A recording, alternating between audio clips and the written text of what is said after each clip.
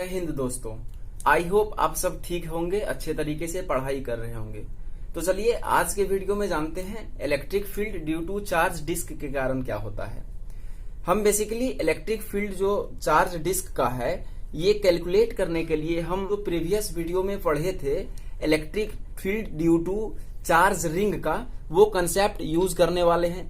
क्योंकि अगर हम कोई डिस्क की बात करें, ये तो बेसिकली सॉलिड है, ये जो बेसिकली है ये सरफेस के रिगार्डिंग डिस्ट्रीब्यूशन है। अगर हम डिस्क को एज्यूम करें तो ये बेसिकली जो है इन्फिनाइट नंबर ऑफ रिंग का कलेक्शन है, ये बोल सकते हैं। क्योंकि इसमें स्मॉलर रिंग, ये इससे थोड़ा सा बड़ा रिंग, तो ये फाइनली जो है आप पहुंच, अगर इस तरीके से हम रिंग को एक एक्सिस के रिगार्डिंग कलेक्ट कर दें तो ये बेसिकली डिस्क बन जाएगा। तो चलिए, और यहाँ पे जानने वाली बात है कि यहाँ भी अगर हम बोलें एट अ पॉइंट, चलिए एट फर्स्ट यहाँ देखते हैं। इसके लिए हमने कंसीडर किया हुआ है, let us consider a conducting disk. ये कंडक्टिंग डिस्क है, इसका रेडियस आर दिया हो गया है। अब इस पे जो टोटल चार्ज है वो बेसिकली क्यू हमने इस पे प्लेस्ड किया हुआ है यूनिफॉर्मली, जो कि यूनिफॉर्मली डिस्ट्रीब्यूटेड है। अब देखिए इस डिस्क में अगर आप सोच रहे होंगे ये डिस्क है, ये तो सरफेस के रिगार्डिंग चार्ज डिस्ट्रीब्यूशन है। तो यहां अगर आपको हम पूछें कि ये चार्ज डिस्ट्रीब्यूशन कौन सा है तो आप आराम से बोल सकते हैं ये बेसिकली सरफेस चार्ज डिस्ट्रीब्यूशन है, ये सरफेस चार्ज डिस्ट्रीब्यूशन है।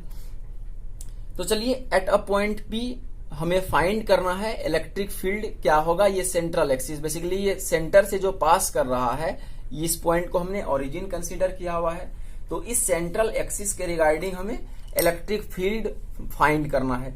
तो इसके लिए एट फर्स्ट जो है हम एक रिंग कंसीडर कर लेते हैं, इसके अंदर में कोई सा रिंग को एज्यूम कर लेते हैं। क्योंकि आप जानते हैं रिंग को है जो है ये वेरी कराएंगे रेडियस के रिगार्डिंग, तो ये स्मॉल रिंग, उससे बड़ा रिंग, तो ये फाइनली जो है ये डिस्क हमें मिल जाएगा। तो चलिए कोई सा ये हम रिंग कंसीडर कर रहे हैं इस सरफेस के रिगार्डिंग। अब इस रिंग के कारण आप जानते हैं कोई पॉइंट हम इस एक्सिस पे, ये सेंट्रल एक्सिस बेसिकली हम एक्स एक्सिस पर रखे हुए हैं और इसके परपेंडिकुलरली शिफ्ट किए हैं, तो ये वाई एक्सिस बेसिकली है।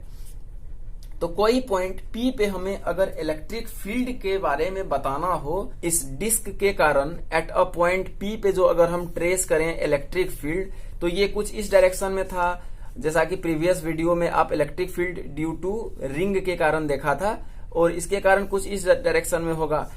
तो इसके कारण बेसिकली जो है ये जो कंपोनेंट इस एक्सिस के परपेंडिकुलर जो है था ये कैंसिल आउट हो गया था, और बचा कौन था, ई एक्स का, जो ये ई एक्स का कंपोनेंट ही बचा था।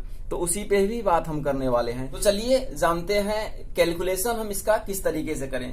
तो आपको रफली आइडिया तो लग चुका होगा, जो हम इलेक्ट्रिक फील्ड का एक्सप्रेशन जो चार्ज रिंग के कारण एट अ पॉइंट पी पे जानते थे, वही रिंग का जो हम समेशन अगर कर दें तो हम फाइंड कर लेंगे।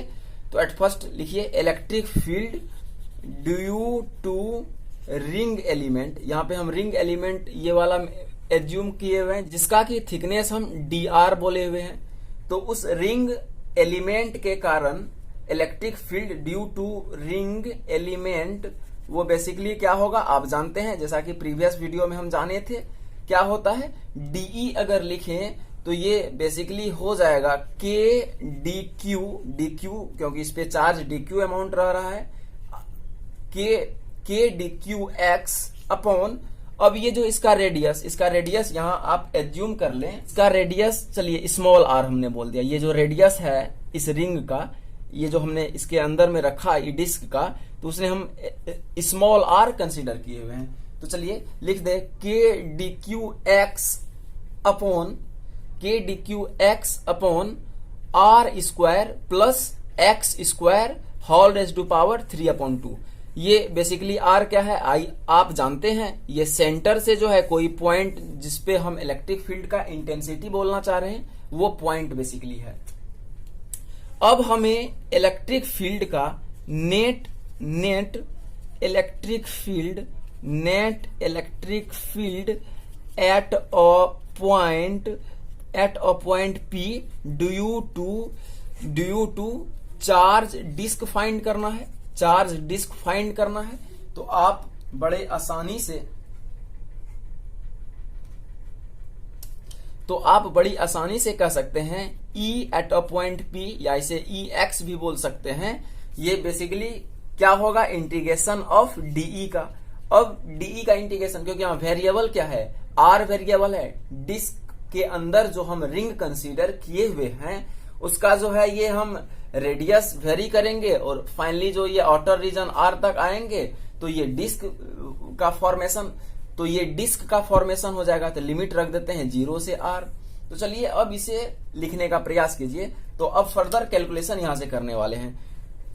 तो चलिए DE का हम वैल्यू लिख देते हैं K D Q X upon R square plus x square whole raise to power 3/2।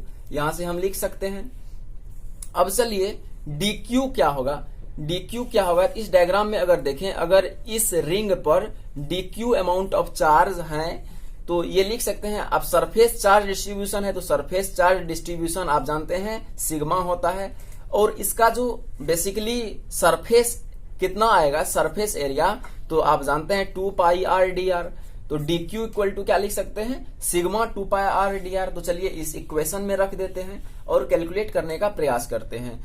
तो K DQ के बदले लिख सकते हैं sigma 2 pi R dr upon R square plus x square whole raise to power 3/2 और इसका इंटीग्रेशन। तो इसे अगर हम फर्दर सिंप्लीफाई करें तो वेरिएबल टर्म बेसिकली ये R है, तो ये R वाला टर्म इंटीग्रेशन के अंदर में रख रहे हैं, और कंस्टेंट K सिग्मा ये सब कंस्टेंट है तो इसे हम बाहर कर लेते हैं। तो K 2 पाई सिग्मा इसे बाहर कर लिया, इंटीग्रेशन के अंदर में 2 को अंदर ही रख दीजिए क्योंकि अभी जस्ट आपको पता चल जाएगा क्यों हमने रखा हुआ है। 2R dr और जो नीचे में है R square plus x square whole raise to power 3/2 और 0 से R के बीच में। तो इस इंटीग्रेशन को हम जो है सॉल्व करने वाले हैं, क्योंकि ये सब्स्टिट्यूट होने वाला क्वांटिटी है तो इंटीग्रेशन बाय सब्स्टिट्यूशन से करने वाले हैं। तो चलिए इसे लिखते हैं। इसे अगर लिखें तो K का वैल्यू हम एक्सपेंड करके लिख रहे हैं 1/4 पाई एप्सिलॉन नोट। यहाँ पे जो आप देख रहे होंगे पाई सिग्मा और x है, और इंटीग्रेशन के अंदर में जो हम क्या लिखे हुए हैं 0 से R 2R dr और नीचे में R square plus x square 3/2। तो चलिए ये वाला को हम हटा देते हैं। अब चलिए फ्रेश कैलकुलेशन करते हैं। यहाँ पे जो आप देख रहे होंगे ये वैल्यू को R square plus x square को जो हम सब्स्टिट्यूट T करने वाले हैं, तो ये बेसिकली वेरिएबल R है तो 2R dr equal to dt हो जाएगा। तो ये दोनों वैल्यू को इसमें हम पुट कर देते हैं। बेसिकली अभी हम इसे ही सॉल्व करने वाले हैं। तो ये इंटीग्रेशन को क्या लिख सकते हैं 0 से R 2R dr upon R square plus x square raise to power 3/2। इसे फर्दर जो है हम क्या लिख सकते हैं R square plus x square को T से सब्स्टिट्यूट करेंगे और 2 पाई R dr को dt लिख देंगे। तो चलिए लिख देते हैं dt अपॉन T के पावर 3/2 और इसका इंटीग्रेशन लिमिट बाद में पुट कर देंगे जब T को हम सब्स्टिट्यूट करेंगे। तो इसे लिख सकते हैं T ऊपर लेके चले गए -3/2 dt और इंटीग्रेशन इसका। अब यहाँ पे जो है x के पावर n+1 का इंटीग्रेशन का जो फॉर्मूला होता है x के पावर n+1 अपॉन n+1, तो ये इस्तेमाल करने वाले हैं। तो चलिए यहाँ से अगर लिखें तो t के पावर -3/2 + 1 अपॉन -3/2 + 1 इसे लिख सकते हैं। अब चलिए इसे फर्दर अगर सिंप्लीफाई करके लिखें तो t के पावर -1/2 इसे लिख सकते हैं। अब जो है t का वैल्यू यहाँ पे रख देते हैं। तो t का वैल्यू है R square plus x square raise to power -1/2 और इसे जो है एडजस्ट कर देते हैं ऊपर ले जाके तो -2। तो इसे फर्दर लिख सकते हैं।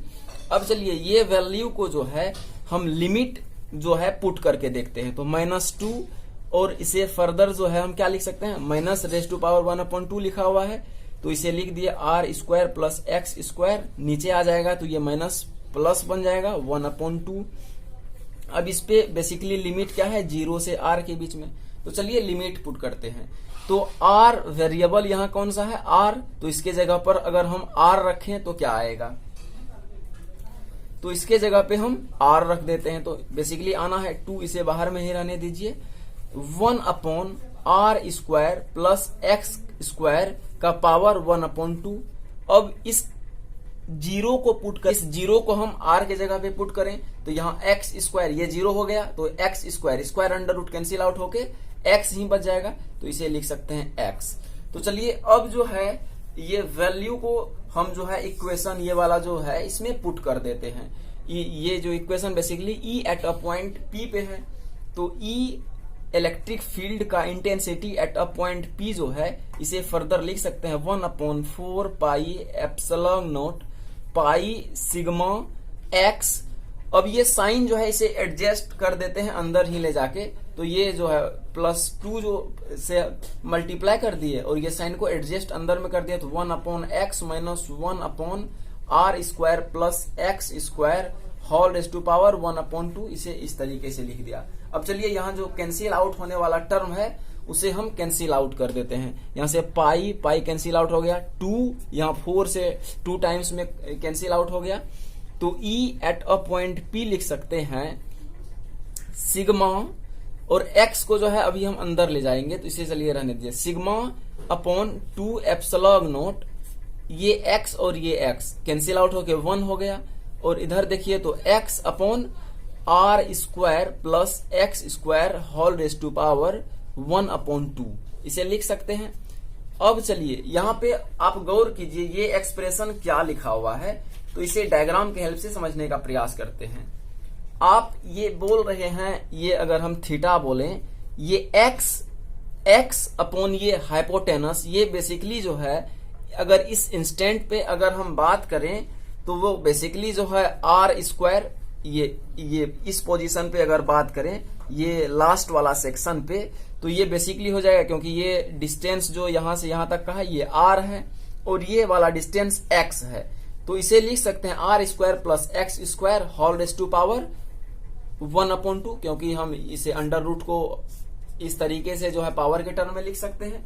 तो ये बेसिकली जो है x upon base upon hypotenuse b/h जो बेसिकली होता है ये cos थीटा होता है, ये डिस्क से जो इस एंगल बना रहा होगा एट अ पॉइंट p पे, तो यहां से आप क्या लिख सकते हैं cos थीटा को x upon r² plus x square whole raise to power 1/2, तो इसे इलिमिनेट कर देते हैं इस वैल्यू को जो है cos थीटा से। तो चलिए यहां से अगर E at a point P बोलें, electric field at a point P is equal to sigma upon 2 epsilon naught 1 minus cos थीटा। तो इस तरीके से हम फाइंड कर लिए जो electric field at a point P पे क्या होता है। आई होप आपको ये वीडियो अच्छी तरीके से समझ में आया होगा। वीडियो कैसा लगा आप अपना फीडबैक कमेंट के थ्रू दे सकते हैं। वीडियो को ज्यादा से ज्यादा लाइक करें और वीडियो को शेयर करें जिससे आपका भी फ्रेंड का भी हेल्प हो सके। Thank you for watching this video.